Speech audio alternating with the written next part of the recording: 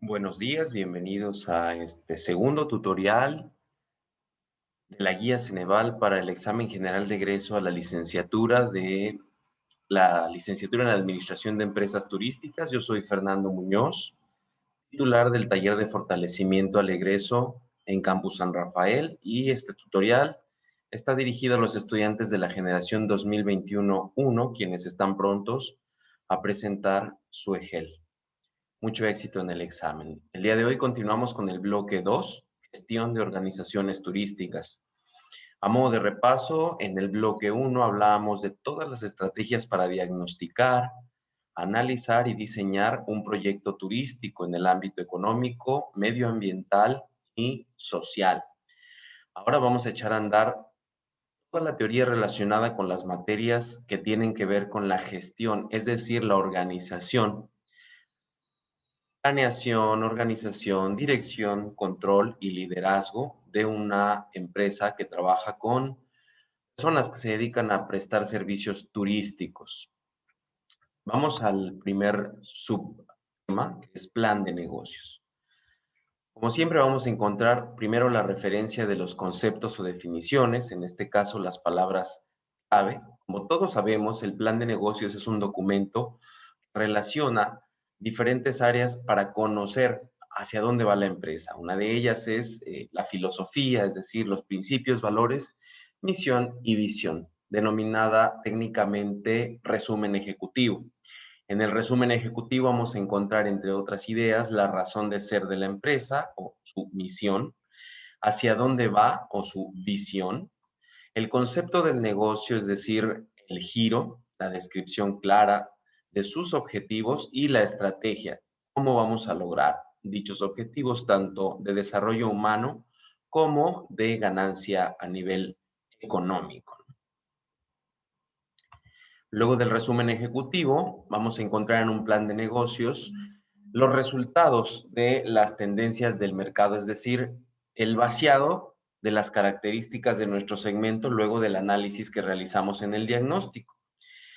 Entiéndase ese análisis de mercado turístico como el estado y evolución de la oferta y la demanda, es decir, nuestra competencia directa, indirecta, conocida como oferta, y nuestros clientes o consumidores, ya sean los potenciales o el nicho al que ya nos estamos dedicando. Dentro de las 17 características particulares que los autores de la guía Ceneval nos señalan como importantes, vamos a resaltar algunas.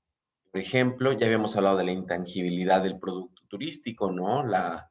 El hecho de que está condicionada al entorno y que tanto los factores políticos como los sociales y económicos van a modificar el préstamo del servicio turístico, así como los productos que no pueden ni desplazarse ni almacenarse, ¿no? Es el cliente quien llega al establecimiento, ya sea de hospedaje o alimentación, o hace uso del servicio de guía turística, quien tiene que trasladarse hacia donde se encuentra el producto.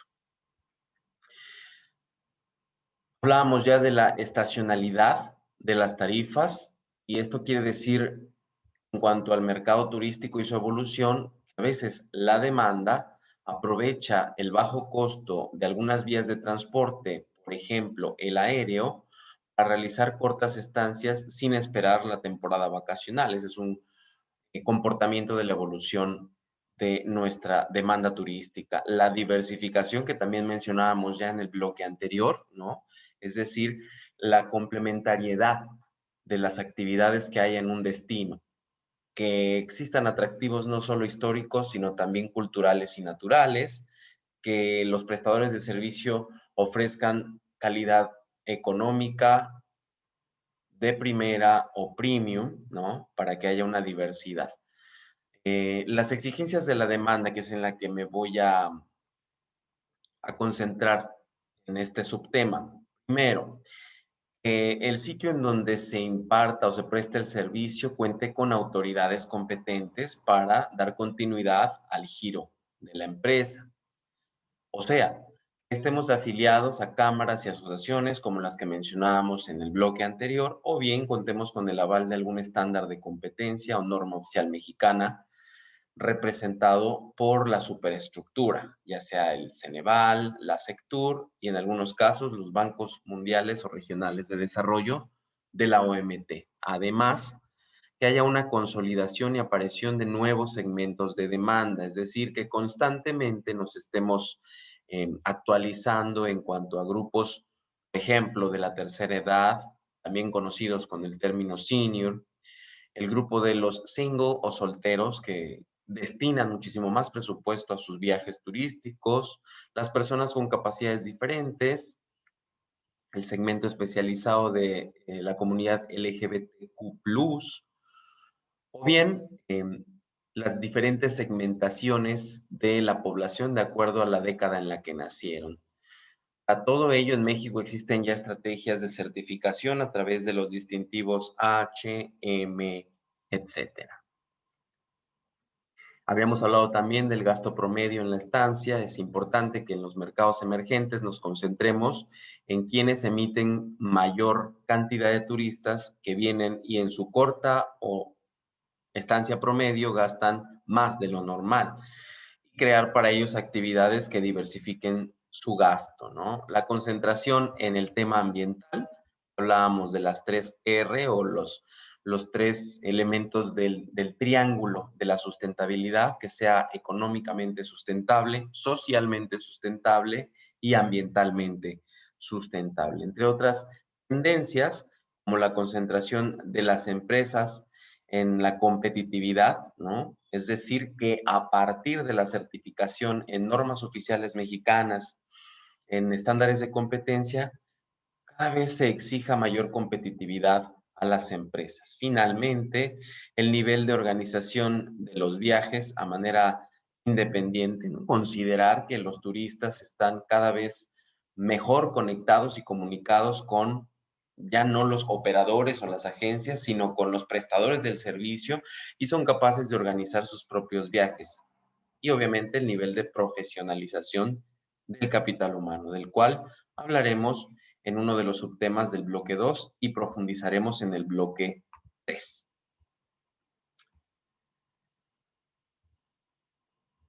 El siguiente elemento que destaca el plan de negocio son las factibilidades o posibilidades de negocio en el sector en el que se abre la empresa.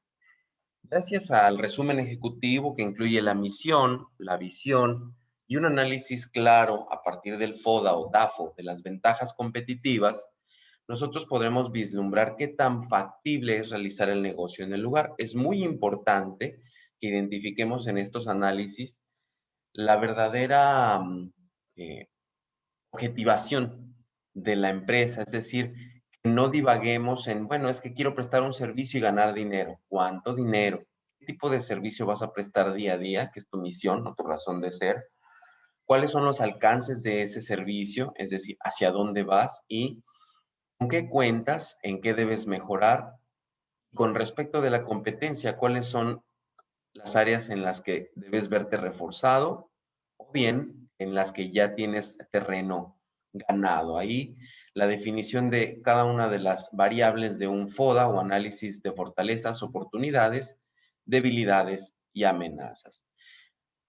Es el momento de realizar un mapa conceptual, un cuadro sinóptico o tabla comparativa en donde puedas evidenciar las fortalezas, oportunidades, debilidades y amenazas de tu propia industria a partir de las individuales, es decir, como próximo egresado de la licenciatura en turismo, es el momento de que hagas tu propio FODA.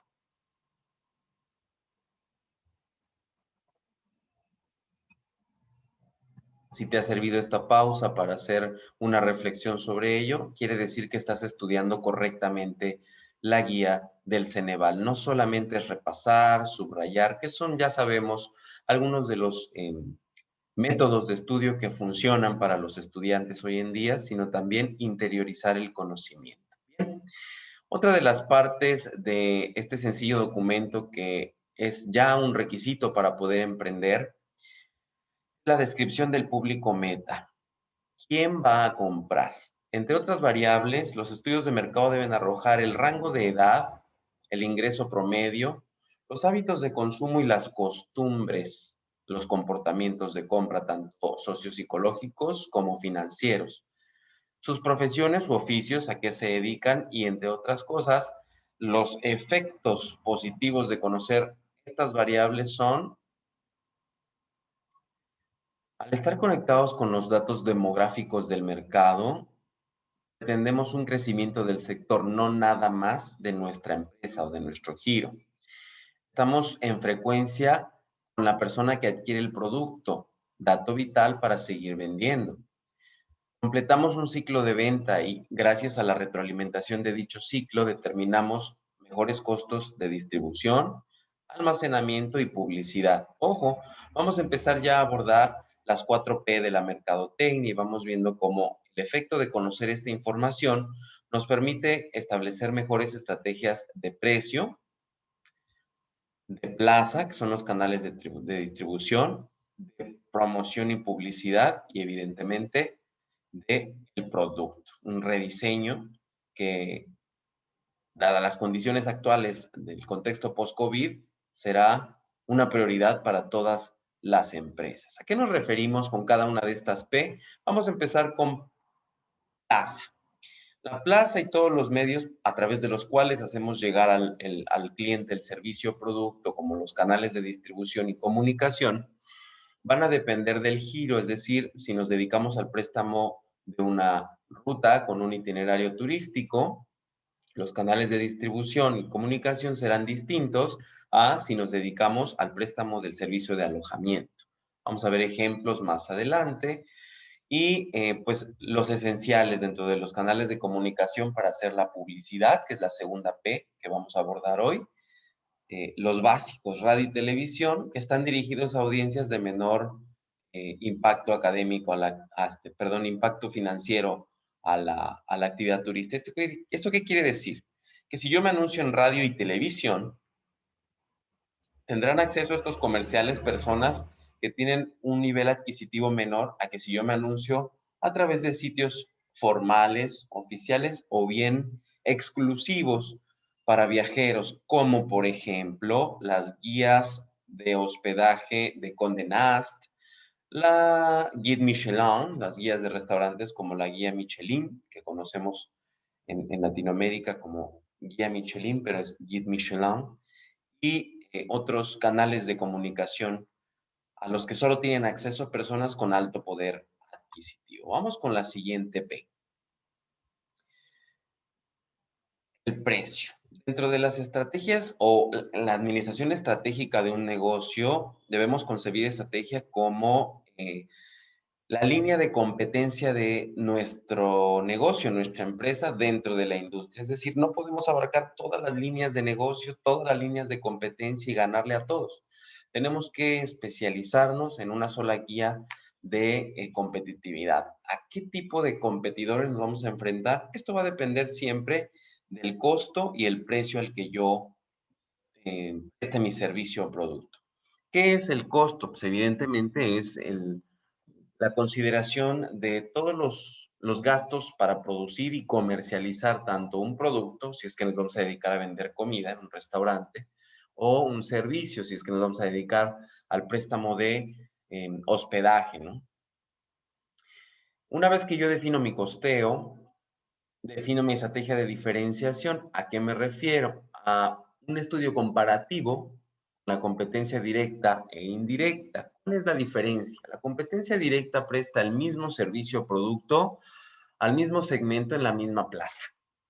La competencia indirecta suele variar ya que presta un mismo producto o servicio que mi empresa, pero en otro segmento, en otra localidad puede ser, o bien a otro precio, ¿no? Entonces, una vez identificada mi estrategia de diferenciación, ya las vamos a ver en un momento, me voy a mi estrategia de enfoque. ¿A qué se refiere como la estrategia de nicho, nuestra guía? ¿Por qué? Porque es direccionar mis estrategias y esfuerzos a un solo segmento, es decir, a un grupo reducido que tiene en común un rango de edad, salario, hábitos de consumo, comportamiento y actitud hacia el servicio turístico, que están buscando experiencias de un rango de precio similar en áreas similares de tipo de turismo que puede referirse a hombres de negocio, turismo de sol y playa, ecoturismo, turismo de salud, de educación o cultural, ¿no? Vamos ahora, una vez que hemos hecho estos 4 filtros de definir mis costos, diferenciarme, enfocarme y los precios, vamos ahora a ver cómo ya presento en mi menú de servicios, en mi carta, en mi tarifario, mis servicios. De todas estas estrategias de precio que ustedes ya han analizado a lo largo de las materias afectadas con estos temas para su examen, desde primer semestre que se ve contabilidad de negocios y administración, vamos a identificar 5 como las que agrupan a todas las demás, ¿no? Vamos a empezar de abajo para arriba.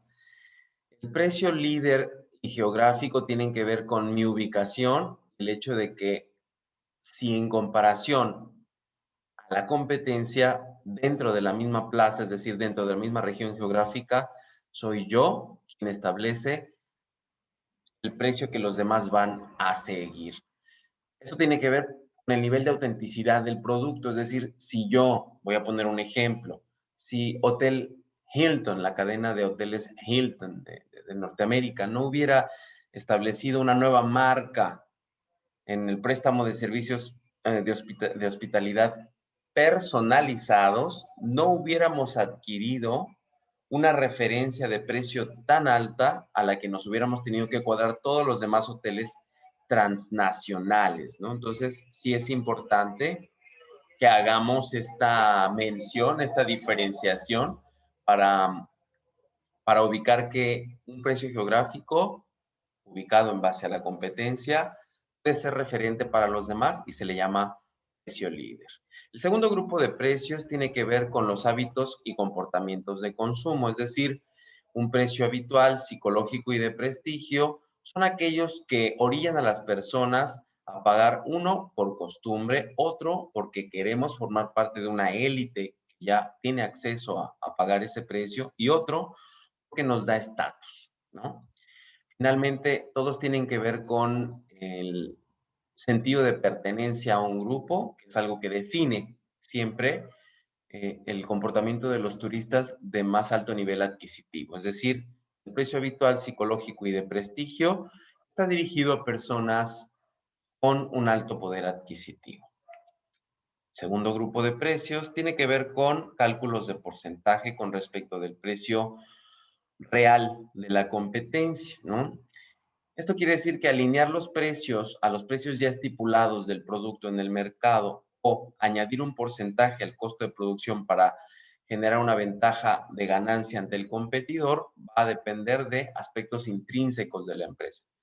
Un ejemplo de ello son los hoteles que han sido absorbidos por cadenas transnacionales en nuestro país y que han tenido que alinear sus precios, sus costos a los estándares de la cadena, es decir, invertir en estructura, en remodelación y capacitación de personal para formar parte de este nuevo grupo de competidores, ¿no?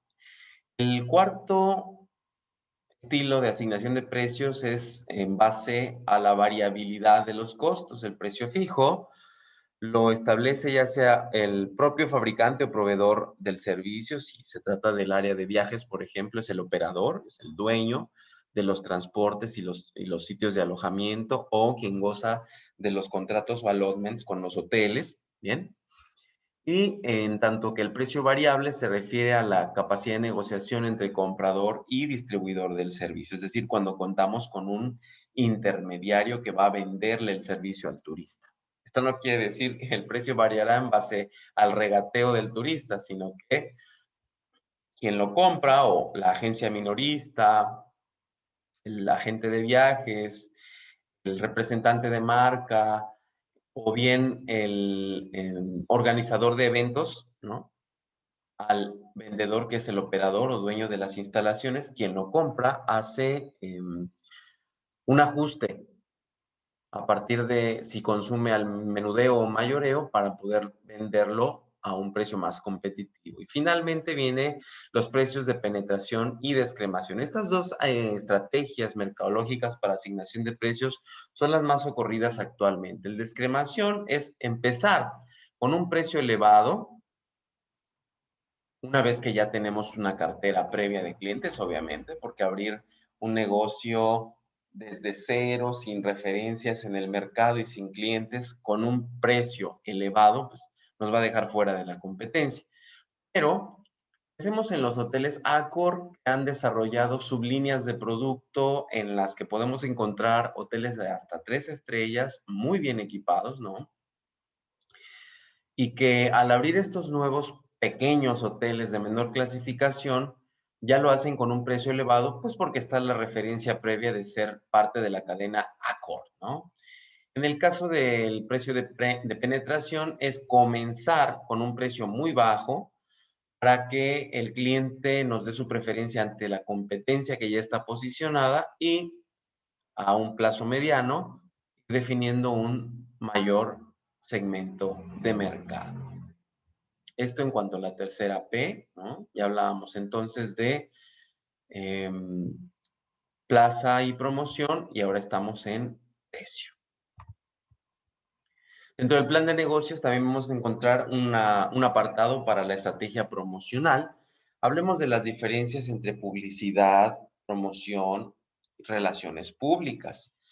Publicidad es el comunicado no personal que puede generar un gasto, ¿no? Ya que utilizamos páginas de revistas especializadas, guías distribuidas a través de hoteles o aeropuertos, o bien gacetas online, es decir, medios de comunicación masiva. Son espacios pagados para exponer, ya sea en un recinto ferial, en un medio masivo de comunicación o multimedia, las estrategias para hacer más atractivo el producto.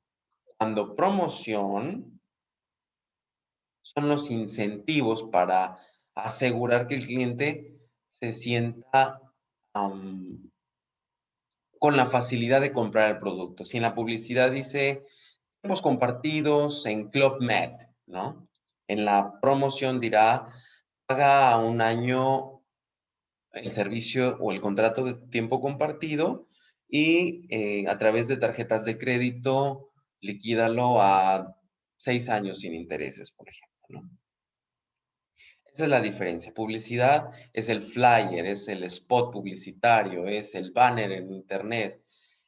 Promoción son incentivos que pueden estimular la venta, ¿no?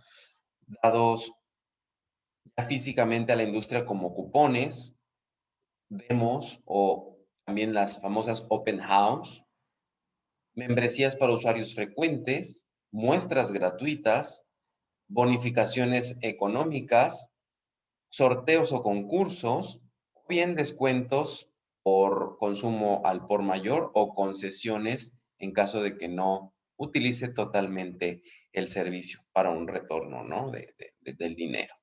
Esa es la diferencia. ¿Qué son las RP o relaciones públicas?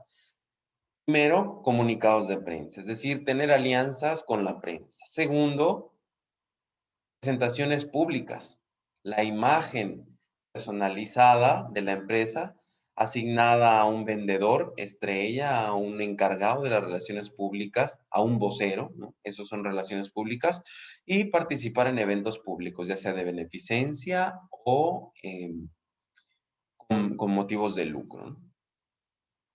Una vez elegidas estas 4P, aquí tenemos un esquema en el que podemos basarnos, son elementos que nos arroja un análisis específico que viene desde el análisis de mercado, las encuestas, la definición de el FODA o DAFO y la contratación y adquisición de los recursos y su capacitación. Nos vamos a enfrentar al primer año de operaciones a un análisis interno en donde debemos considerar tanto aspectos microeconómicos como macroeconómicos. ¿Cuál es la diferencia? Micro tiene que ver con aspectos internos de la empresa o intrínsecos, por ejemplo, el clima laboral. Y macro tiene que ver con aspectos externos a la empresa o extrínsecos, incluso no solo de la región, sino del país o del extranjero. Un ejemplo clásico a partir de esta pandemia, pues es el coronavirus, ¿no? Es un esquema que nos propone la guía Ceneval para poder desarrollar a modo de cronograma nuestro plan de negocios. Se llama Programa de Acción para la Empresa Turística. En él podemos notar en las columnas una asignada a la organización de actividades, es decir, si depende de manera intrínseca o extrínseca la actividad, si es algo de la empresa o de su entorno, y los conceptos que vamos a ir definiendo para consolidar una estrategia. Voy a tomar una de las que están en blanco. Dentro de la organización tenemos que enfocarnos en los recursos. Como ustedes saben, los recursos son humanos, tecnológicos, financieros y materiales, ¿no? Los recursos humanos nos referimos al capital intelectual, las personas y sus ideas. Los recursos tecnológicos es el software, hardware y todos los procesos. En recursos financieros, pues el presupuesto. Y en recursos materiales, el inventario. Entonces, a lo largo de mi cronograma de actividades, tengo que ir definiendo en base a recursos. Ojo, estoy con recursos en este momento. En base a recursos, ¿cuáles son las estrategias para incentivar el recurso humano? ¿Cómo le voy a asignar tareas de tecnología y presupuesto a ese recurso humano? ¿Cómo voy a hacer rendir mis recursos materiales? Mi inventario puede ser equipo, mobiliario, en el caso de una cocina, equipo menor, mayor, en el caso de un centro de hospedaje, las camas, ¿no? El mobiliario, los blancos, etcétera. Dentro de tareas y actividades voy a apreciar, es decir, a tomar como prioridad los recursos humanos, es decir, asignar alguna actividad de capacitación, adiestramiento o actualización de personal para asegurarme de que ellos van a hacer rendir los otros tres recursos. Le voy a colocar fecha de inicio y final. Al cabo de esta última fecha voy a hacer una revisión y a escribir una retroalimentación aquí. Los invito a que revisen este formato y a manera de ejercicio lo rellenen. Es momento de hacer una pausa y hagan el formato.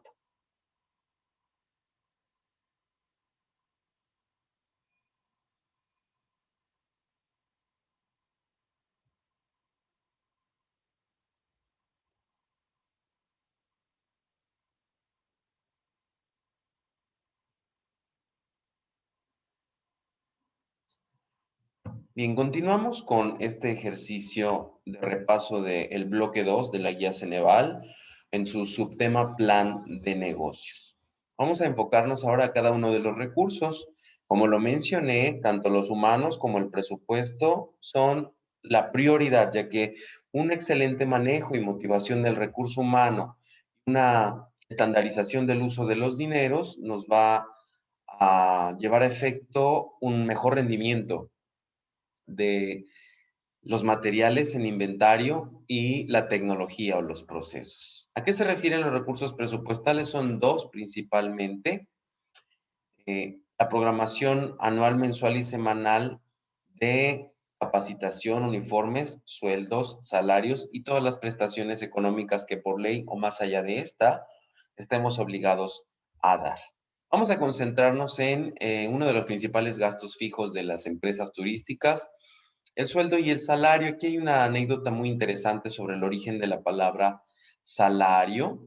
Como ustedes saben, en la antigua Roma, cuando se institucionalizó el trabajo en modo de producción tipo esclavista, y comenzaron a ver de manera incipiente esfuerzos por posicionar la el pago justo por el esfuerzo, las horas hombre en la construcción de los templos, en la servidumbre, uno de los bienes más preciados en ese tiempo y al que tenían acceso todos, porque era una forma de supervivencia, era la sal. La sal servía para preservar los alimentos, ya que no existía forma de refrigerarlos. Por lo tanto, una de las pagas más socorridas era un costal, una talega de sal. eso se le llamaba salarium, ¿no? Con esa sal tú tenías la oportunidad de canjearla o troquearla por comida y conservar un poco de la misma sal para poder cubrir con una costra de sal la comida y que te durara 2, 3, 5 días más de lo normal. Entonces, el salario se paga a los trabajadores manuales, a los que generan una productividad por hora o por día. El sueldo, en cambio, es la paga que corresponde al desempeño de un cargo profesional, es decir, a las personas que trabajan por contrato y ejecutan un puesto de supervisión, gerencia o alta dirección, ¿no? Evidentemente, el salario es para los operativos. Una vez que haces el cálculo presupuestal de al año, al mes o al día respecto a la Ley Federal del Trabajo vigente en el país en el que vas a abrir tu empresa turística, los sueldos y salarios, empezamos a hacer un análisis de los puestos, es decir, comparamos qué tipo de capital humano requiere la demanda, los turistas que van a llegar. Si son turistas extranjeros, pues necesitamos hacer la contratación de capital bilingüe. Si son turistas con capacidades diferentes, necesitamos hacer la contratación de personal certificado en distintivo G, el de gerontología, ¿no? Segundo, identificar cuál es el objetivo del recurso humano, porque algunas personas, como los trabajadores heurísticos, no se desempeñan por una paga real, es decir, no están ahí por el interés monetario, sino por la autorrealización personal. Entonces, es importante definir qué tipo de trabajadores se están buscando para los puestos, ¿no? Aquellos que buscan una recompensa económica porque tienen un nivel de profesionalización mínimo, lo que necesitan es salir adelante en gastos, o aquellos que ya tienen un estatus económico y lo que buscan es realizarse a través de un plan de desarrollo humano. Además, tenemos que implementar un programa de objetivos en base al resumen ejecutivo de la empresa. Otro de los factores importantes en el plan de negocios son las formas en las que vamos a administrar la empresa o las políticas de gestión. La gestión es un sinónimo u otra forma de llamar a la administración que incluye la administración estratégica, es decir, la previsión o solución de problemas sobre la marcha, es decir, a lo largo de la operación del producto o servicio turístico. Para poder realizar la gestión necesitamos ciertos requisitos de parte del trabajador, es decir, cuando vamos a hacer gestión de recurso humano, necesitamos referencias del medio, es decir, el trabajador ya se haya desempeñado en el área turística en el contexto real y vigente y tenga ya una capacidad de inserción en la industria que no venga en blanco, ¿no? Que conozca sobre los estándares adecuados tanto de tipografía, si es que tenemos contacto con él a través de un documento redactado, ¿no? O bien de lenguaje, que sea una persona que sepa expresarse de manera clara y sin enredar las palabras, que tenga una buena dicción y sintaxis. Además, requerimos ya estar consolidados como empresa y ser reconocidos por nuestra marca en el sector del giro en que nos desempeñamos. Con respecto de los puestos, requerimos tener definidos los nombres y requerimientos principales de cada uno de los puestos del organigrama, tanto su asignación de tareas como cuánto se le va a pagar, cuál es su área de trabajo, sus horarios y las ventajas para el plan de desarrollo humano que le vamos a presentar. Y evidentemente, pues datos demográficos como edad, sexo, grado de escolaridad, el nivel de experiencia profesional y académica y las condiciones personales. Muchas veces en turismo, el nivel de exigencia de los horarios nos orilla a contratar solo personas sin hijos o solteras, por ejemplo. Una vez consideradas estas variables para la gestión del recurso humano, comienza el reclutamiento. ¿Cuáles son las estrategias de reclutamiento? Hay dos. El reclutamiento externo, es decir, la captación de personas a través de headhunting, a través de la publicación de vacantes en casas de reclutamiento multimedia. Ese es el externo. Y el interno, en el cual vamos a ir en un esquema de ascenso a los propios trabajadores que ya están contratados en la organización, aplicándoles pruebas psicométricas, entrevistas y eligiéndolos a partir de uno de los siguientes métodos. El primero, por el objeto del puesto. Esto es convocar a una promoción en donde van a concursar para ver quién es promovido o ascendido. Por evaluación, o sea, realizar tests, exámenes, para ver quién tiene mayor capacidad, ¿no? Por ayuda, que es una pasantía o una ayudantía. La amonestación quiere decir que se liberan vacantes por haber generado una baja, haber despedido a alguien. Por información quiere decir que una persona está realizando su propia carrera y de manera autónoma está estudiando y presenta documentos en los que mejora su formación. Por descuido, que suele ser una de las causales principales de amonestación, y salida baja o jubilación. Otro método para reclutamiento interno es por la modalidad del tipo de reclutamiento. Esto es en modo entrevista estándar, ¿no? Donde tenemos ya un guión de preguntas diseñadas para ver si la persona realmente va a poder cumplir con los estándares del puesto. La entrevista libre, en donde el entrevistador, en base a las respuestas que va dando el entrevistado, va formulando nuevas preguntas. Y la mixta, que suele comenzar con un guión y terminar con preguntas improvisadas. Otro de los métodos es por el momento, es decir, si realizamos entrevistas preliminares antes de proponer el ascenso al cargo, si hacemos entrevistas de selección en donde ya tenemos bien definidos los candidatos y queremos descartar uno de los tres que están aplicando para el puesto, o bien por entrevista final. Ya estamos entrando en los lares de la gestión del recurso humano, como lo habíamos mencionado a principios de este tutorial. A continuación, los invito a revisar todo el proceso posterior a la entrevista, en donde vamos a ver las 4 virtudes requeridas para el desempeño eficiente de un puesto, es decir, el nivel de complejidad, la diferencia entre el puesto que ocupaba y el nuevo puesto, evidentemente el comportamiento y personalidad del trabajador y las medidas de la empresa para acoger, para integrar o recoger al nuevo trabajador. El reconocimiento médico es obligatorio, muchas veces con la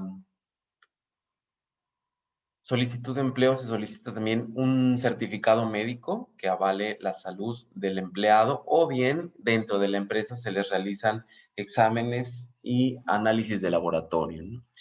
La formación de acogida, es decir, la inducción al puesto, ya que es importante en los primeros 3 meses de prueba mostrarle al nuevo colaborador o al ocupante del puesto de qué se va a tratar la dinámica de trabajo, qué es lo que se espera que él rinda.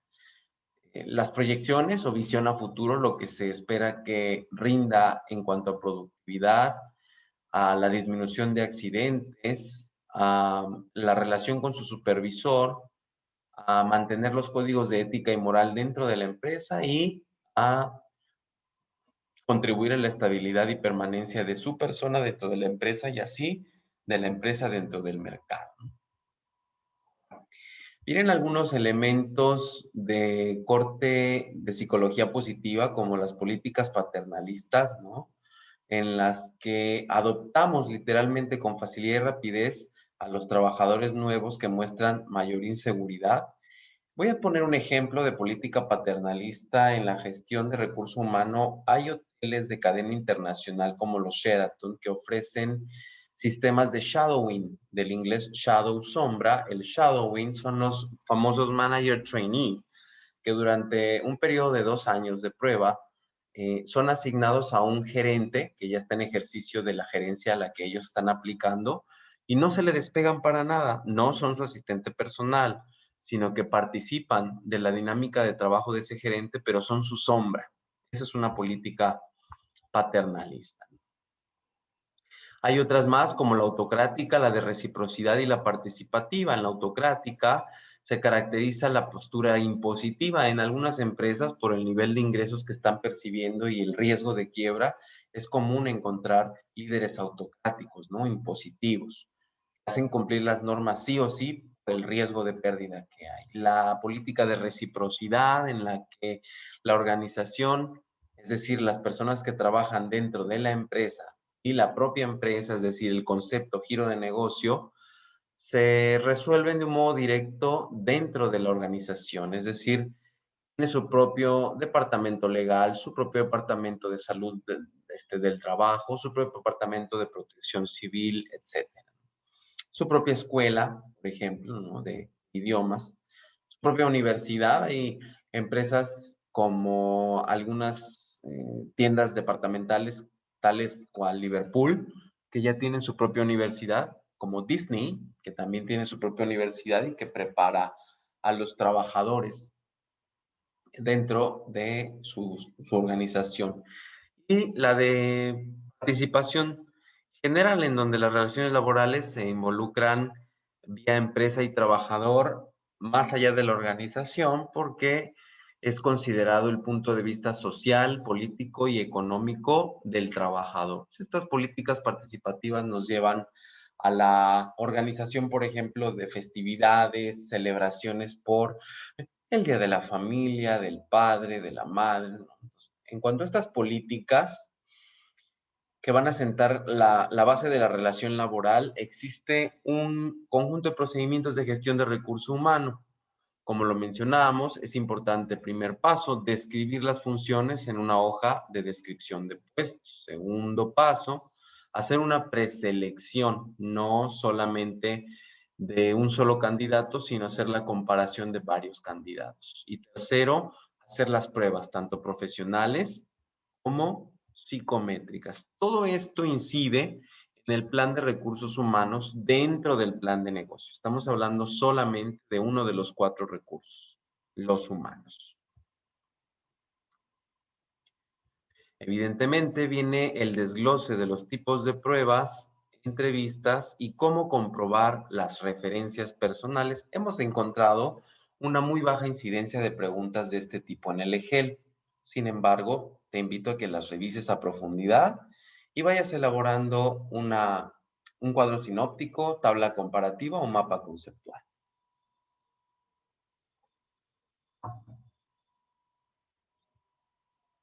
Espero que esta pausa te haya sido útil para interiorizar el conocimiento.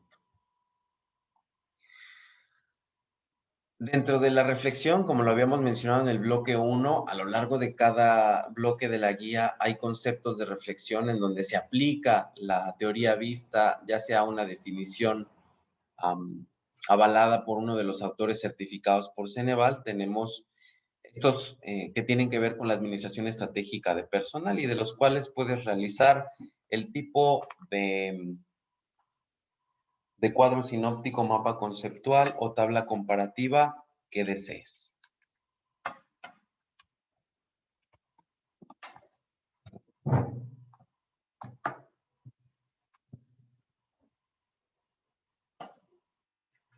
Espero que esta pausa te haya sido útil para abordar el método de estudio más adecuado para ti. Vamos ahora a el subtema 2, cómo administrar ya la operación del servicio turístico.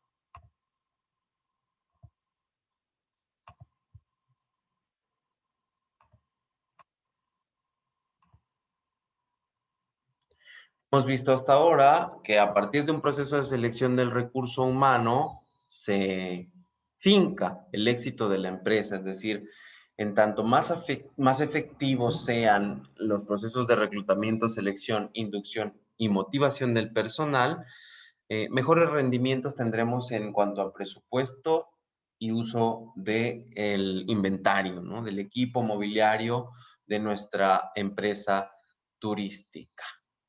Ya en operación, una vez que tenemos al personal integrado a sus funciones, ¿no? Vamos a hacer análisis cercanos estrechos que nos arrojen el nivel de efectividad de las características. Esto es, entrevistas constantes, algunas de ellas bajo presión, otras simplemente para evaluar el rendimiento del puesto, o situacionales, es decir, en el lugar in situ, en la misma área de trabajo. Entrevistas secuenciales o estructuradas que pueden ser también en forma de tests para calificar a los candidatos a promoción o a despido, ¿no? Y finalmente, entrevistas a partir de un jurado, que suele ser el comité ejecutivo o los propietarios o representantes de los dueños de la empresa. En base a estos análisis de puestos, si definimos una política de despido, tenemos dos primordiales, ¿no? Con causa justificada o sin causa. A los despidos con causa, la Ley Federal de Turismo los avala a partir de ciertas partes del reglamento y que tienen que ver con la vigencia de esta ley. Entonces, muy importante, si el empleador convoca a un despido con causa, nos da un ejemplo nuestra guía, dice, la empresa debe desvincular a las personas porque ha cerrado una fábrica o operación, es decir, si una sucursal de hotel es cerrada porque hay quiebra, porque no hay flujo de turistas dado el COVID, pues es un despido con causa, ¿no? Sin embargo, los despidos sin causa, que son los más promovidos, desafortunadamente, ¿no? Hablan de una desvinculación con el colaborador, es decir, no tienen relación con un factor intrínseco de la empresa, sino que tienen que ver con la reducción del número de empleados o el nivel de profesionalización de los mismos ante una actividad específica y despedimos pues al empleado que no tiene la capacidad, ¿no? Otra estrategia de gestión de los recursos durante la operación es el contrato. Para la gestión del recurso humano es importante definir que hay tres fundamentalmente y otra subclasificación que agrupa los que vayan surgiendo actualmente. El contrato formativo, en el cual se contrata al personal de prácticas nada más o pasantías, el de duración determinada para realizar una obra en específico o bien en un periodo de prueba, que en México suele ser de 3 meses. También denominado contrato eventual o de interinidad, o sea, un tiempo interino, para cubrir las vacaciones o la incapacidad de alguien que se encuentra en embarazo, por ejemplo. Y finalmente el contrato de duración indefinida, es el famoso contrato ordinario o fijo, es decir, se va a ir renovando anualmente conforme al cumplimiento de las funciones del personal. Otros, pues, son los contratos de trabajo a distancia, tan de moda actualmente. Estas son, hasta este momento, dos estrategias de gestión. Pasemos ahora a una tercera estrategia que son las estructuras funcionales u organigramas. En el proceso de consolidación de un equipo de trabajo, la estructura organizacional permite, uno, trabajar con eficiencia y eficacia, es decir, al máximo ritmo, con menor desperdicio. Dos, adecuar la estructura en base a un diseño. O sea, tú partes de un layout como el que tienes aquí, un organigrama, ¿no? Una forma de trabajo esquematizada y a partir de ahí puedes proponer eh, modificaciones en 6 aspectos clave. El nivel de especialización del trabajo, es decir, todas las certificaciones que debe tener quien ocupa ese puesto, la departamentalización, o sea, la agrupación por nivel de especialización, la cadena de mando, que es la jerarquía y a quién se le reporta directamente, la amplitud de control, que es el nivel de comunicación que hay de compartir información intradepartamental, abarcando también centralización, descentralización y finalmente la formalización. Vamos a ver cada uno de estos en este pequeño esquema. Al centro tenemos la prioridad o el tema que es estructura funcional. Funcional proviene de función o function, que quiere decir técnica. El dominio de una técnica te va a permitir a ti funcionar en la empresa. El ejemplo clave de esto son el funcionamiento de la máquina de un reloj. Si una de las tuercas, uno de los tornillos, una de las manecillas deja de funcionar, retrasa a todos los demás aditamentos, ¿no? Entonces, ya no funciona igual un aditamento si otro no está trabajando al ritmo de eficiencia y eficacia que debe. Entonces, una estructura organizacional con un nivel alto de especialización va a hacer que todas las áreas, tanto empleados, como los propietarios, los supervisores, las descripciones de puesto, en general los departamentos trabajen de manera eficiente, ¿no? Puede haber diferentes formas de representarlo. Esta es la circular, hay piramidal, hay vertical, hay horizontal. ¿Ok? Entonces, la siguiente técnica de gestión es la estructura organizacional, los famosos organigramas. Aquí tenemos un ejemplo clave de un organigrama en base a dos criterios, ¿no? Divisional, es decir, la estructura se divide por unidades, divisiones o departamentos, ¿no? En el caso de un hotel de talla transnacional, contamos con una dirección general a nivel mundial y gerencias para cada región geográfica, que es otra forma de caracterizar nuestros organigramas de manera geográfica. Una gerencia para América, otra para Europa y otra para el Pacífico, ¿no? Este es un organigrama de corte vertical en donde las líneas de jerarquía van de arriba hacia abajo y las de comunicación conectan de manera horizontal, de izquierda a derecha. Recordemos que la ubicación de los recuadros o casillas del organigrama denotan el nivel de responsabilidad y por tanto el rango de salario. Por ello, si el director de Europa gana lo mismo que el de América y Pacífico, no tendría que hacer nada, situada su casilla a la altura del director de China, Australia o Japón, ¿no? De aquí que en este organigrama, en esta sección, en este departamento del director del Pacífico, veamos que a la misma altura, con el mismo nivel de responsabilidad y rango de salario, están los subdirectores de las filiales en China, Australia y Japón. A eso nos referimos con este segundo subtema de organización.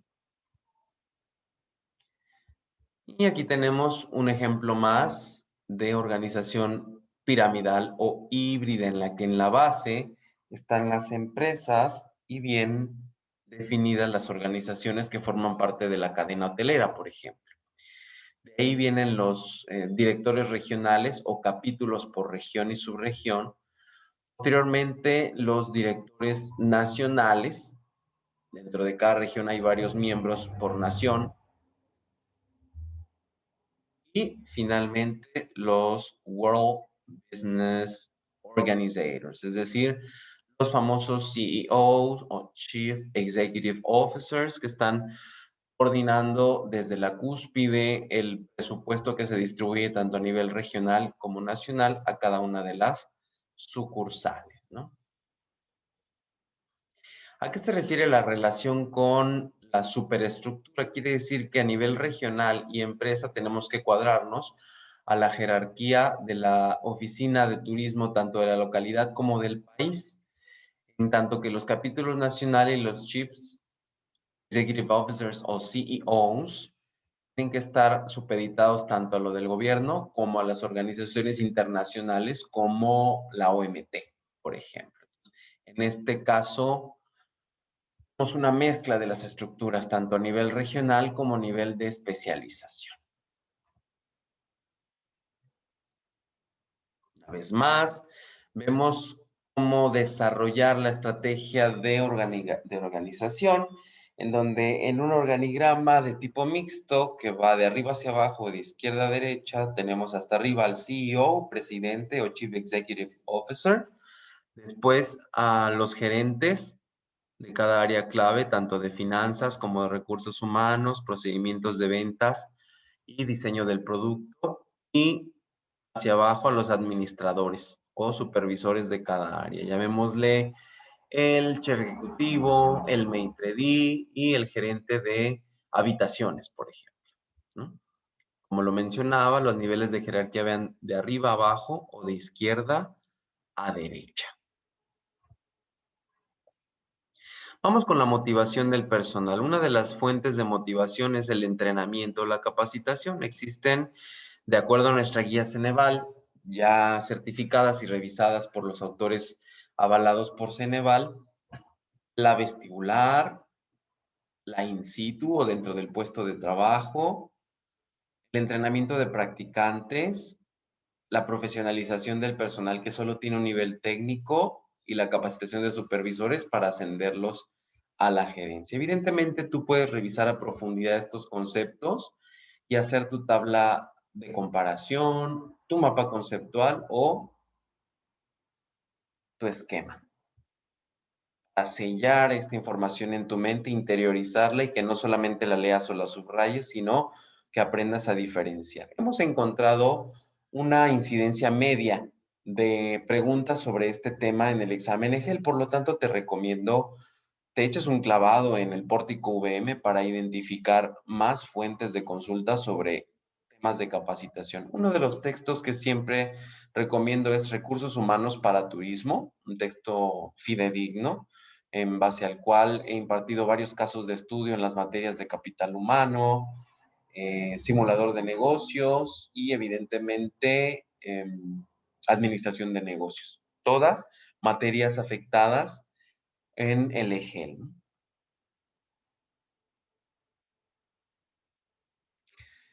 ¿Cómo decidir cuál de estas capacitaciones y con qué periodicidad ofrecerla a nuestro personal? Hay métodos para detectar las necesidades.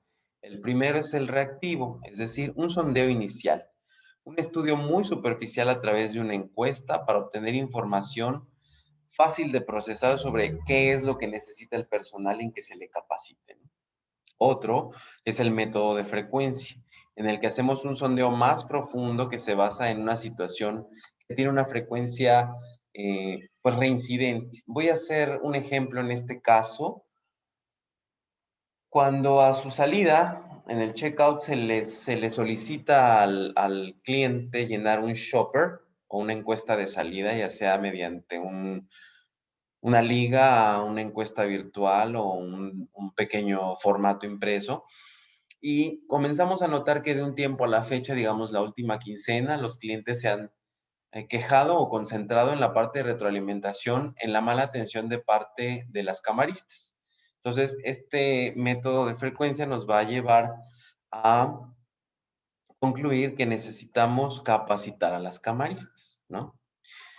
Y el método comparativo en el que la información se obtiene a través de la observación de necesidades reales, es decir, ir a pararte al puesto de trabajo y ver qué tan asertivo es el prestador del servicio al tomar decisiones sobre si utilizar uno u otro equipamiento, sobre si canalizar una queja del cliente o atenderla él mismo.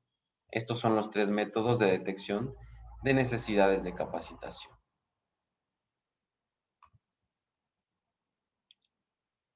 ¿Cuáles son los criterios para seleccionar, capacitar y desarrollar personal? El primero es el reclutamiento, que se define como suministrar materia prima a quienes han sido seleccionados como candidatos, darles el manual de procedimientos o know-how, que denominamos en inglés, entregarles un equipo de cómputo con software y acceso a plataformas, por ejemplo, en el área de front desk, para que puedan contribuir a los controles de ingresos que el auditor nocturno va a monitorear, ¿no? A eso se refiere el reclutamiento con insumos y evidentemente poder escoger y clasificar a los mejores candidatos. Ya habíamos visto que hay dos tipos de reclutamiento, el interno, en el que promovemos o convocamos a la vacante a personas que ya trabajan para nosotros en base a sus habilidades, o el externo, en donde atraemos gente espontánea que cae a partir de convocatorias de vacantes en empresas de cazatalentos o headhunting. Los recomendados, que suelen llegar por referencia de alguno de los dueños o miembros del comité ejecutivo. Agencias de empleos online o reclutadoras online, como lo mencionamos ya. Escuelas, evidentemente las bolsas de trabajo de universidades como la suya son buenas fuentes de reclutamiento externo. Asociaciones de hoteles, restaurantes o agencias de viajes que tengan bolsas de trabajo. Los headhunters y anuncios en el periódico. ¿Qué son las pruebas que vamos a practicar primordialmente al personal?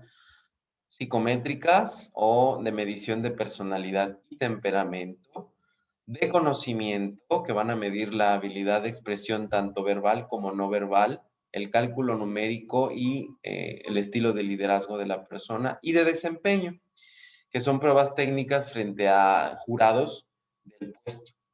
Tengo un ejemplo de estas tres pruebas. Se practican al personal que va a atender clientes en un restaurante, que va a atender comensales. En su primera fase, el candidato a mesero es citado para un examen psicométrico que dura alrededor de 60 minutos, puede extender hasta 3 horas, dependiendo del nivel de complejidad del tipo de cliente que va a atender. El segundo es una entrevista para ver su habilidad verbal. Muchas veces en los exámenes psicométricos vienen ya pruebas numéricas y miden también el tipo de liderazgo, ¿no? Pero estos aspectos de habilidad verbal y espacial solo los podemos reconocer si entrevistamos one to one, o sea, frente a frente al candidato. Y el tercero es literalmente medir su rendimiento colocándole un menú, preguntándole cómo toma la comanda, observando cómo monta la mesa, cómo sirve los platos y cómo debarraza la mesa. Ese es un ejemplo de reclutamiento, es otra técnica de administración del personal. Vamos ahora a los dineros. Dentro del segmento del dinero vamos a encontrar documentación básica de corte presupuestal que ustedes deben practicar y repasar, ya que hemos encontrado una incidencia baja, pero sí hay una incidencia de preguntas sobre estados de resultados, balance general, etc. En este tutorial de Ceneval vamos a recibir una orientación solamente de cómo abordar la guía. Sin embargo, existen asesorías tanto nacionales los días sábados como locales en cada uno de sus campus, pensadas y preparadas para que ustedes practiquen la elaboración de toda esta documentación. Este es solo un tutorial, pero cuentan con las grabaciones de las asesorías. El primer documento es el balance general. ¿A qué se le llama balance general? Bueno, como estado financiero, que es dentro del conjunto de documentos a los que forma parte, es un documento básico, esencialmente numérico, evidentemente, muestra un resultado anual de operaciones, en donde la situación financiera es expresada en activos, pasivos y capital, ¿no? Entiéndase activo como todo aquel recurso del que dispone la empresa para operar. Entiéndase capital como las arcas monetarias. También algunas veces hay capital intelectual, que son el know-how o los manuales de procedimientos, ¿no? Y el pasivo, pues el total de deudas o obligaciones para que la empresa se haga cargo anual, mensual o diariamente de pagar. Ya veíamos que uno de los pasivos más importantes son los sueldos y salarios, ¿no?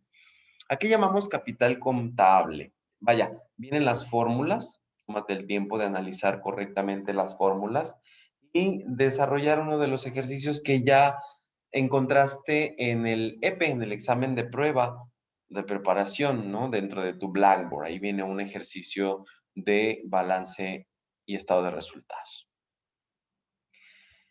El capital contable, te decía, es una expresión empleada para referirse a todas las aportaciones de los propietarios, es decir, el dinero de la inversión inicial, también llamado capital social, ¿no? Su fórmula es las utilidades menos las pérdidas. Llegamos a las razones financieras, de las cuales vienen un par de ejercicios en tu EPE, que son muy similares a los que vienen en tu EGEL. Tenemos primero 4 de las más importantes, las de liquidez, las de actividad, las de apalancamiento y las de utilidad. Las razones financieras son más que fórmulas, son énfasis en los que debes concentrarte a lo largo de la operación financiera del hotel, restaurante, agencia de viajes o centro de entretenimiento.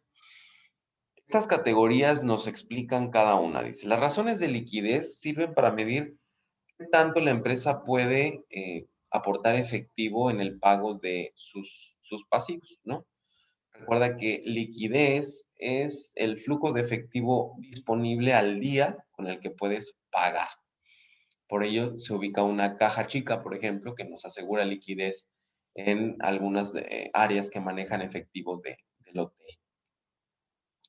Las razones de actividad miden qué tan efectivo es canjear un activo, es decir, un equipo mayor o menor de la cocina por liquidez. Las de apalancamiento, en cambio, son para medir el uso de las deudas, es decir, qué tanto somos candidatos como hotel o restaurante a un crédito para poder continuar usando ese capital con intereses a un plazo fijo. Las últimas son las razones de utilidad y miden el desempeño de toda la empresa y su eficiencia en la administración de los activos, pasivos y capital. Es decir, son razones de uso 100% contable. A continuación, vienen las fórmulas de la mayoría de las razones. Por favor, si es preciso para ti, toma una captura o cópialas en el cuaderno donde estás llevando tus apuntes de guía y compáralas contra los ejercicios del EPE.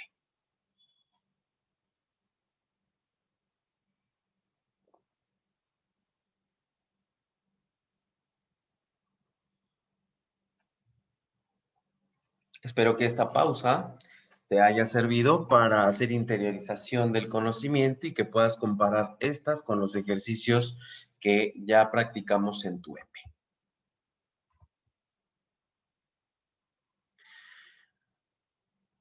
A partir de estas razones financieras, vamos a encontrar algunas fórmulas de rotación de activos de las que no hemos encontrado incidencia alta de preguntas en el EGEL. Sin embargo, las hemos incluido para que tengas relaciones de conocimiento entre lo que ves la teoría y la práctica en el mundo real. De nuevo, vemos descripción de las relaciones de las razones financieras. Todo esto en base al subtema 2 de cómo se administran tanto los recursos humanos como financieros dentro de una empresa turística. Vamos ahora al subbloque 3, cómo se dirigen las organizaciones. La diferencia entre organización y empresa es que la organización es el grupo de colaboradores, la empresa es el negocio en sí, la estructura física, el lugar en donde los colaboradores o la organización llevan a cabo sus funciones. Una de las principales técnicas de dirección de las personas, es decir, del grupo de personas o de quienes dirigimos, es la comunicación intraorganizacional. Como ya lo vimos desde las teorías de comunicación que se enseñan en México en la preparatoria, comunicar es transmitir un mensaje de parte de un emisor usando un código que entiende decodificar el receptor. En este momento estamos llevando a cabo el proceso de comunicación. Estoy utilizando un mensaje que es la guía Ceneval. Yo como emisor lo codifico a través de palabras que son amigables con su nivel de dominio y comprensión. Ustedes son el receptor que lo decodifica y al tomar notas, elaborar mapas conceptuales, cuadros sinópticos o tablas comparativas, lo decodifican y lo convierten en parte de su acervo, es decir, de su propio conocimiento. Los principales aspectos necesarios para que se produzca la comunicación son los siguientes. Debe haber un mensaje y la voluntad de transmitirlo, ¿no? Ya más adelante veremos ejemplos de técnicas de comunicación. Aquí los tenemos. En este cuadro, en esta tabla comparativa, que es como la que ustedes pueden utilizar, vamos a encontrar las diferentes clases de comunicación, de arriba hacia abajo, de abajo hacia arriba, horizontal o bien de corte organizacional, todos en fila, ¿no? O la comunicación formal. ¿Cuáles son las características de cada una? Los invito a hacer un análisis a profundidad de ellas. Saben que estos tutoriales son simplemente para orientarlos sobre cómo abordar la guía, pero en cualquier duda que tengan, ya sea contactar a un servidor como persona que está encargada del taller de fortalecimiento al egreso, o buscar referencias fidedignas en el Pórtico VM, sobre todo en la herramienta de ellibro.net.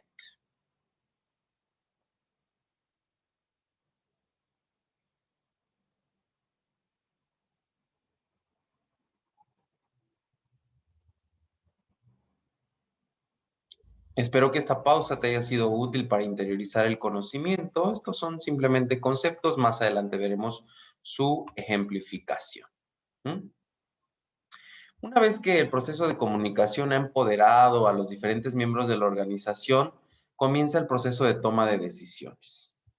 En base a los tipos de liderazgo, quisiera llamarlos, en lugar de jefes, que es una palabra que nos remite al autoritarismo o a la autocracia, en base a los tipos de liderazgo, los diferentes supervisores, directores o jefes, como los llama nuestra guía, podrán delegar autoridad y esta delegación de autoridad en las responsabilidades del personal operativo le permitirá, así es, una toma de decisiones más efectiva.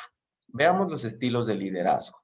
El participativo, el democrático, el autocrático que ya explicamos, el laissez-faire, laissez-passer o dejar hacer, que proviene de la herencia de la revolución del pensamiento en Francia, el paternalista, que ya habíamos visto también, y el burocrático. Los invito a hacer un cuadro comparativo de estos estilos que tantas veces han abordado en materias previas y que les han dejado claros sus profesores para que puedan sellar este conocimiento.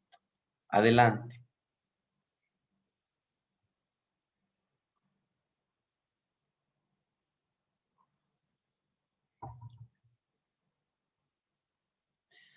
Espero que esta pausa te haya sido útil para concretar el conocimiento. Una vez que identificamos el tipo de liderazgo, se hace la delegación de autoridad a través del organigrama que ya analizamos y el proceso de toma de decisiones empieza a tener efecto. Es importante desarrollar dentro de nuestra área de trabajo, así seamos el último en el escalafón. Voy a mencionar un ejemplo, así yo sea el ayudante del mesero, debo de ejecutar un tipo de liderazgo. Si no, todo el proceso de dirección de la organización no tiene un cumplimiento real. Si yo estoy esperando que el director de alimentos y bebidas me diga qué hacer porque yo simplemente soy un ayudante de mesero y no ejerzo liderazgo en mi propio puesto, el proceso no se cumple, no se lleva a cabo. Vamos a revisar ahora sí cómo puede destacar cada uno de los colaboradores en su liderazgo. Primero, liderazgo autoritario. Dos características primordiales. Es uno de los menos utilizados, pues destruye la motivación. Es un estilo en el que tenemos que actuar solo en situaciones críticas. Cuando nadie sabe qué hacer y hay que meter orden, somos autoritarios. Segundo, liderazgo democrático. Dos características. El líder vaya dejando al equipo capacidad de decisión. Es decir, vamos a pedir la opinión, el levantar la mano o el debatir lo que estamos a punto de decidir para que el equipo dentro del departamento nos ayude.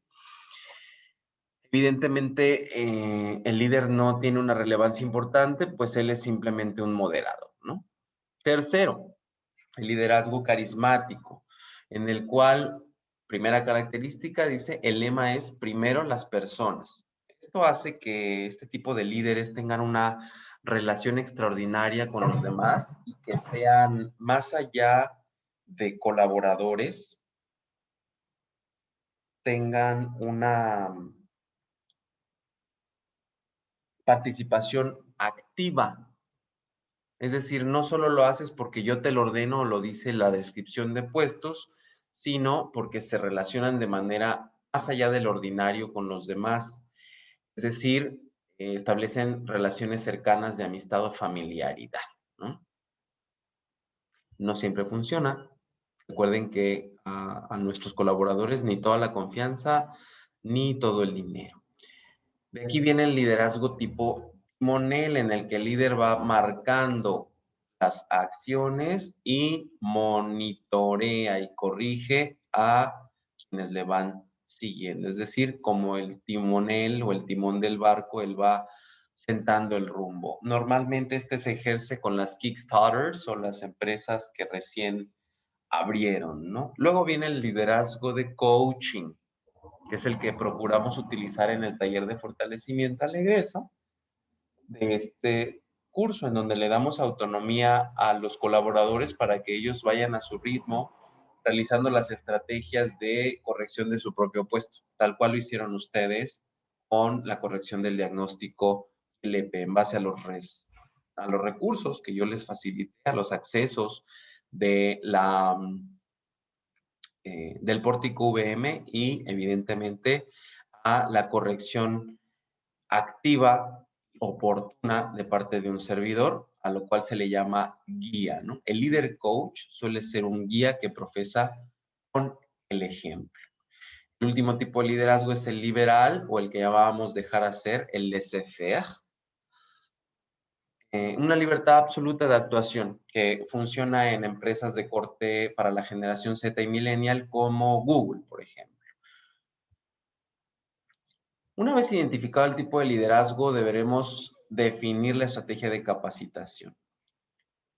Aquí tenemos una reflexión sobre la definición de capacitación. Los invito a interiorizarla.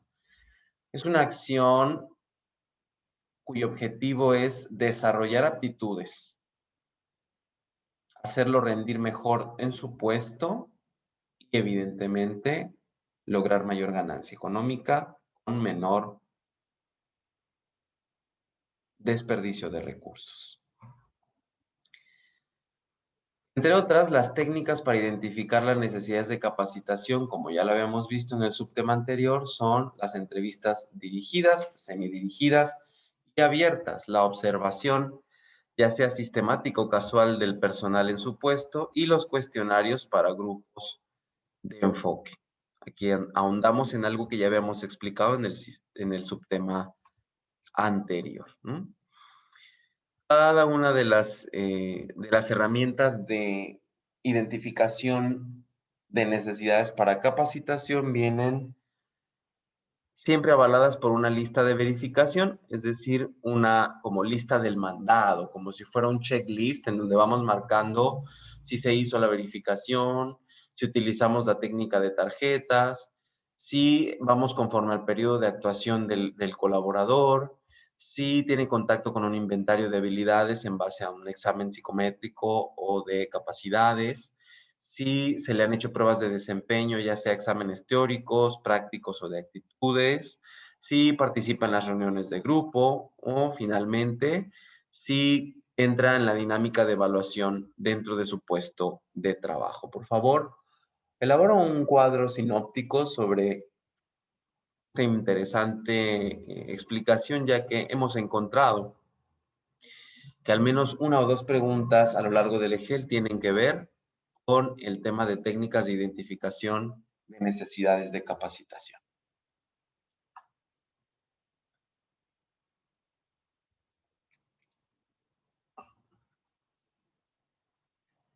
Si la técnica de estudio, espero que esta pausa te haya servido para interiorizar el conocimiento, si la técnica de estudio que estás utilizando tiene que ver más con la representación gráfica de las cosas, pues sí te recomiendo que hagas un mapa, un cuadro.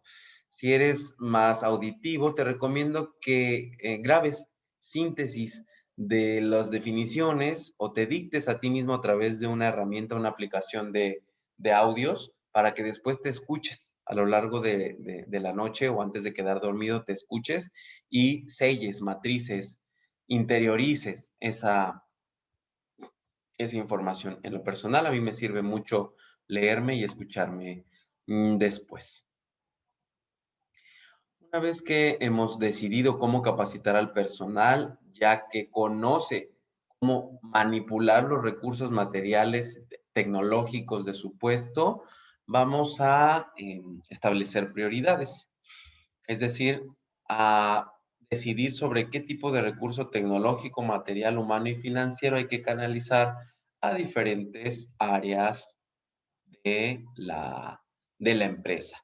Para ello vamos a ver ejemplos de cada uno de los siguientes. Recursos tecnológicos.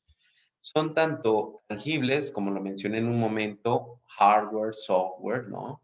Computadoras, programas, como intangibles, es decir, utilizan sistemas, procedimientos de ventas, documentos financieros, actas, formatos administrativos, así como maquinaria, equipo, equipamiento, vehículos y programas de cómputo. Todo esto es un recurso tecnológico. Siguiente, recursos materiales. Todo lo inventariable. Una instalación o edificio, los muebles y enseres de una oficina o cocina, los instrumentos de trabajo y las herramientas dentro de la habitación, en el front desk, los productos terminados también, las amenidades, los kits de bienvenida, los box lunch, todo eso son recursos materiales. Como lo vimos, los recursos humanos son las personas que contribuyen con sus habilidades y conocimientos al desarrollo de tareas y a la toma de decisiones para manejar funcionalmente todos los otros recursos. Y los financieros que ya repasamos también.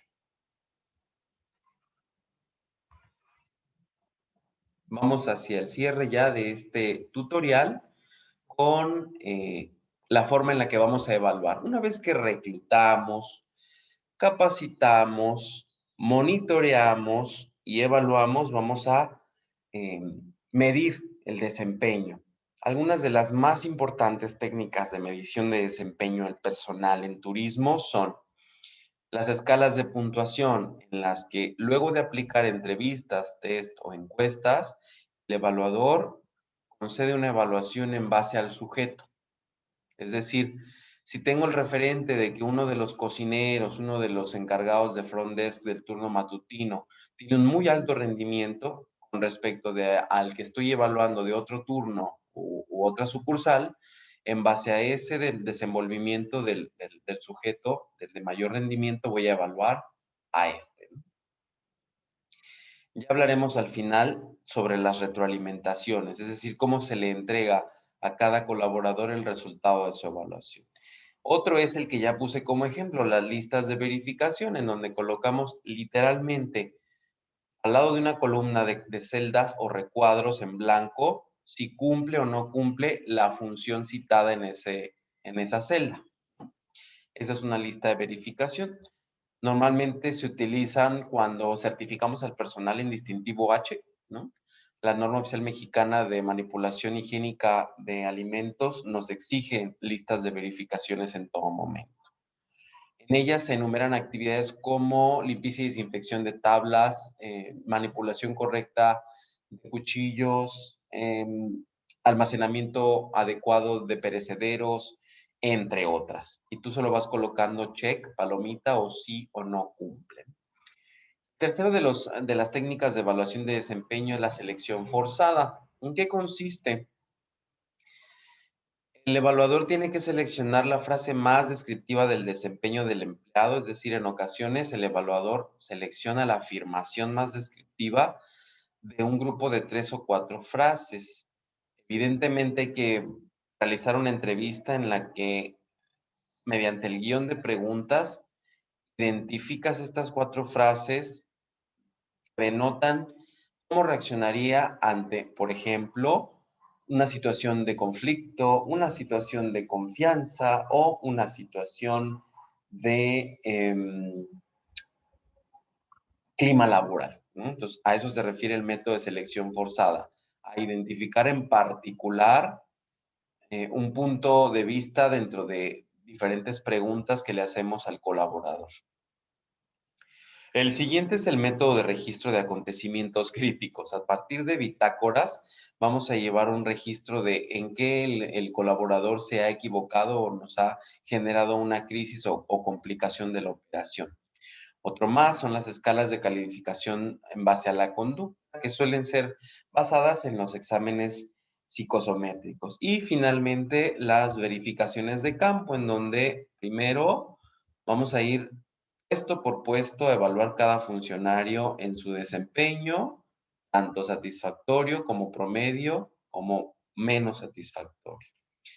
En el análisis de las actividades suplementarias, es decir, no solo lo que le toca hacer, sino en qué colabora, y en el planteamiento de sus necesidades, es decir, elaboración de un plan de acción para mejorar, desvincular o sustituir a la persona de su puesto. Esta es la forma en la que se evalúa al personal y es el final del proceso de gestión de la empresa turística en cuanto a recurso humano y financiero.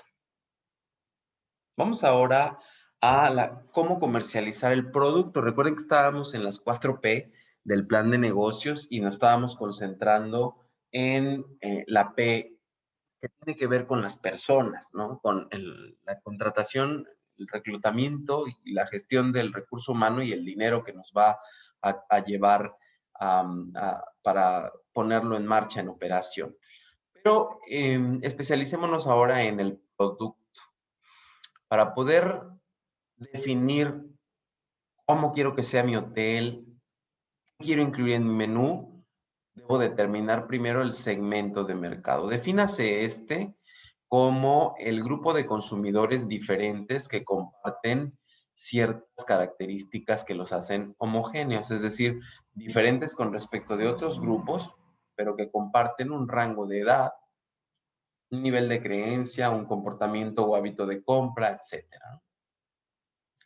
Existen 6 dimensiones fundamentales del concepto de segmentación. La primera es la estrategia de segmentación. Ya vimos con anterioridad 5 estrategias de segmentación diferentes. La segunda es la división del mercado, que como ya lo mencioné 3 veces, se hace a partir de las variables demográficas. La tercera es la instrumental, a partir de varianza o desviación estándar, ¿no? Los elementos estadísticos del análisis sociodemográfico de la actividad turística que pues hemos encontrado una incidencia casi nula de preguntas sobre este tipo de herramientas, ¿no? De la instrumental. La segmentación técnica que se refiere al valor técnico del personal que vamos a encontrar en la localidad, la dirección o filosofía de la empresa, que es seleccionar nuestro mercado en base a nuestra propia filosofía. Quiero hablar en particular de los hoteles Hard Rock, que la tienen más compleja para poder encontrar clientes en el segmento de mercado, pues, como ustedes saben, su filosofía es muy estricta y concreta. Ellos son un hotel de corte informal en el que los colaboradores pueden atender exhibiendo tanto tatuajes como piercing, utilizando un lenguaje menos formal que en otro tipo de establecimientos y claro está, haciendo gala de los principios del rock and roll, ¿no? Entonces, esta es una forma de segmentar en base a la filosofía del hotel. Y finalmente, pues el comportamiento de los consumidores, que es la sexta y última, pero es la más utilizada para definir el concepto de mercado en nuestro hotel, ¿no? En base a las características sociodemográficas que hablábamos, les dejo estas 6 para que las analicen, las comparen contra la subsegmentación de mercado. Es momento de interiorizar el conocimiento. Utilicemos esta pausa para realizar un mapa conceptual, cuadro sinóptico o tabla comparativa.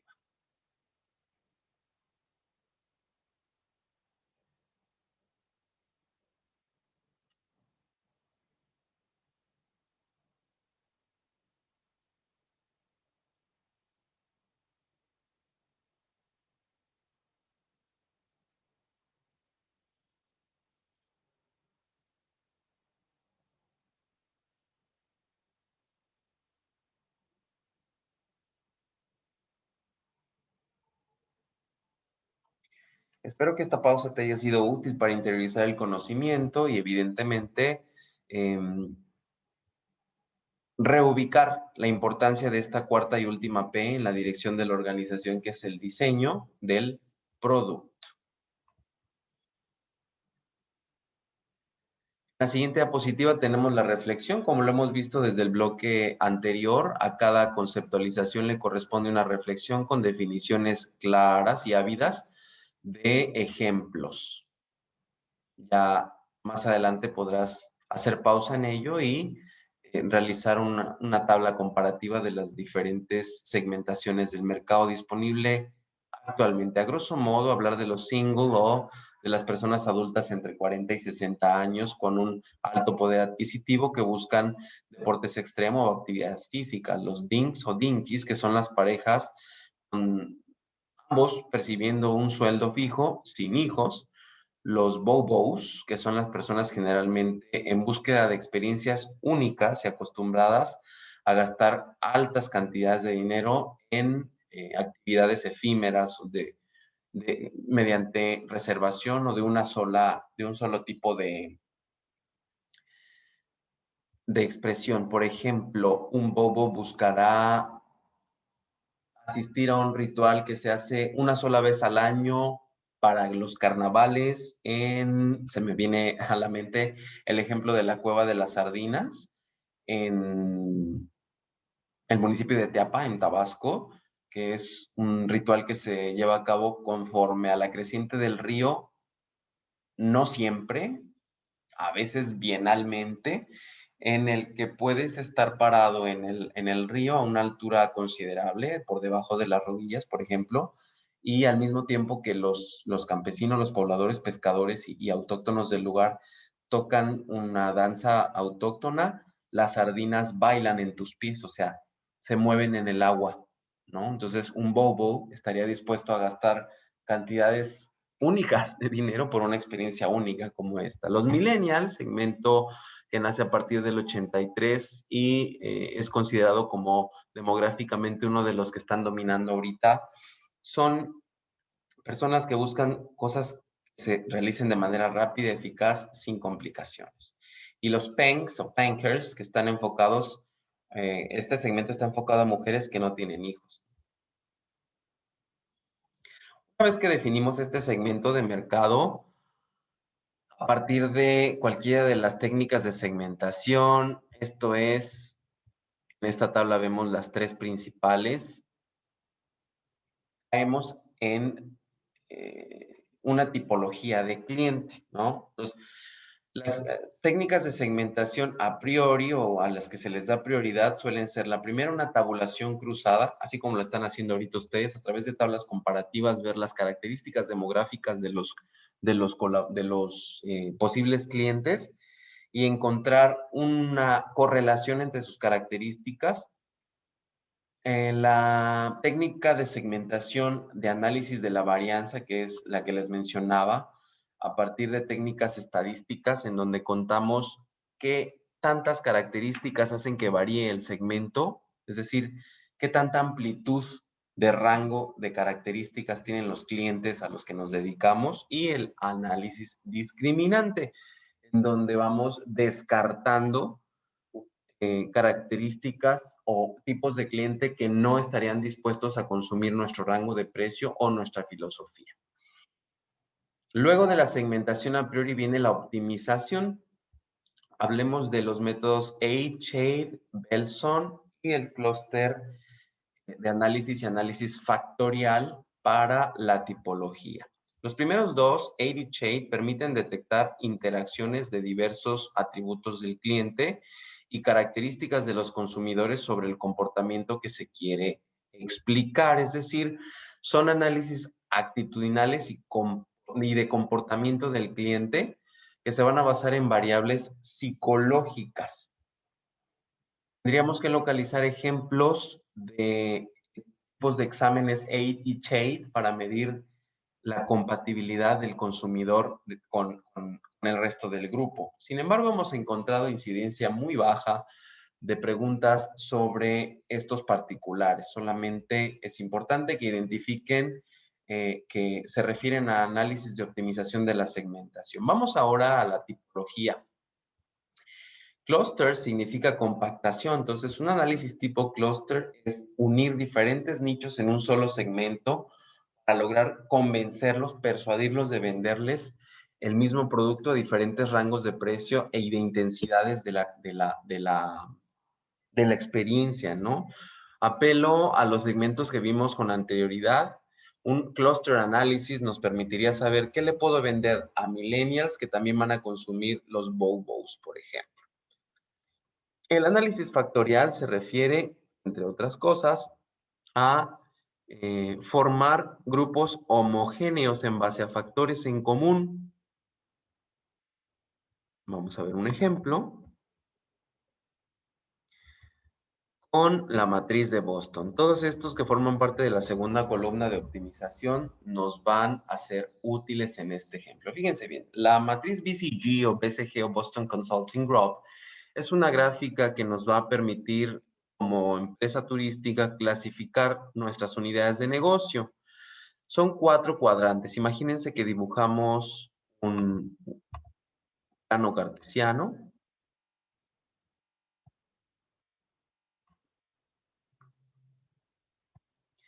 En el primer cuadrante colocamos los tipos de producto estrella. En el segundo, los tipos de producto interrogante. En el tercero, aquellos productos dirigidos hacia segmentos tipo vaca.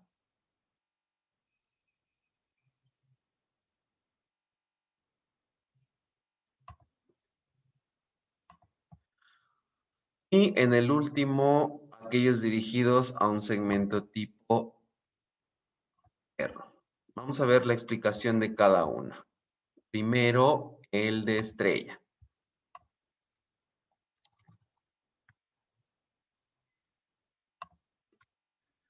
Son productos o servicios que cuentan, dice, con un crecimiento y participación bien posicionado, es decir, son aquellas habitaciones que son las más rentadas, ¿no?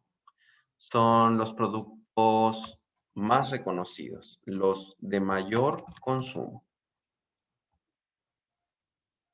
Esos son los estrellas, y a los cuales pues, les puedes hacer una tarifa especial, que son los que más consumen y a los que más les puedes ganar. Vamos a los interrogantes. Son los productos, sucursales, habitaciones o platos del menú que han tenido buena aceptación, pero no son muy consumidos, ¿no? A diferencia de las estrellas, estas unidades de negocio deben evaluar sus estrategias de presentación ante el cliente y el área en la que están. Es decir, están bien posicionados, pero tienen un menor grado de compra. Son óptimos, pero los compran menos. Hay que mejorarlos para que se conviertan en estrella. Después vienen los vacas, son unidades de negocio que tienen un bajo crecimiento, pero muy consumidos en el mercado. De nuevo vemos aquí en la matriz, son muy consumidos.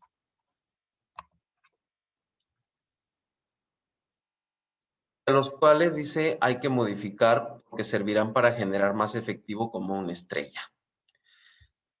Finalmente, los que no crecen ni son comprados y hay que deshacernos de ellos. Los menos óptimos o los perros, como está marcado aquí con su flecha, son los que desechamos, ¿no? Voy a poner un ejemplo clásico en restauración, que es uno de los giros más rentables del turismo, de producto estrella en un menú de una casa de carnes o un restaurante especializado en cortes. Ya me dio hambre, espero que el día de hoy puedan disfrutar de un rico corte, ¿no? En el caso de estos productos estrella, tenemos en un menú de cortes, pues evidentemente los cortes especializados de carnes rojas, ¿no? Cualquiera de ellos que tenga una mayor rotación de ventas, por ejemplo, un New York o un ribeye por su capacidad de posicionamiento, son los que más fácil vendemos, ¿no? Y esos son los estrella. Además de que aportan en mayor medida a la venta. Vamos a colocarlos por aquí en el ejemplo.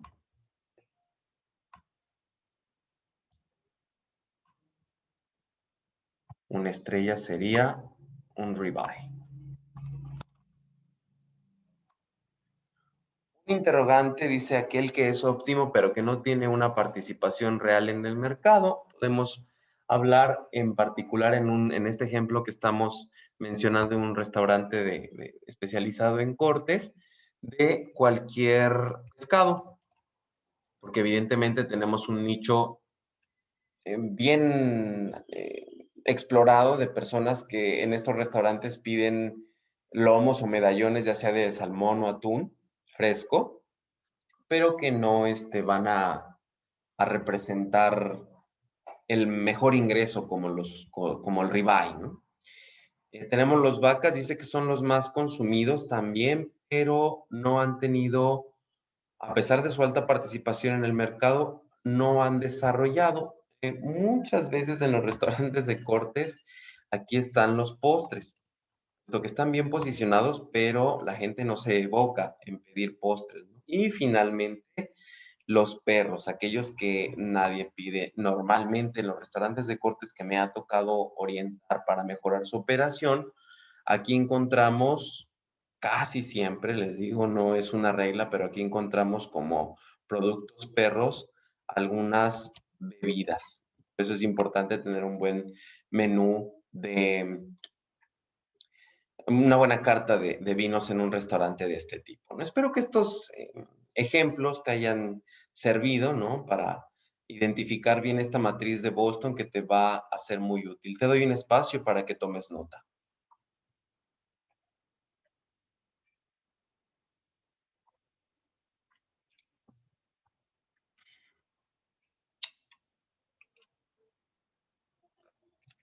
Deseo que esta pausa que hiciste te haya servido para interiorizar la información y estos esquemas te permitan sellar, matrizar la, la información de este tema. ¿Ok?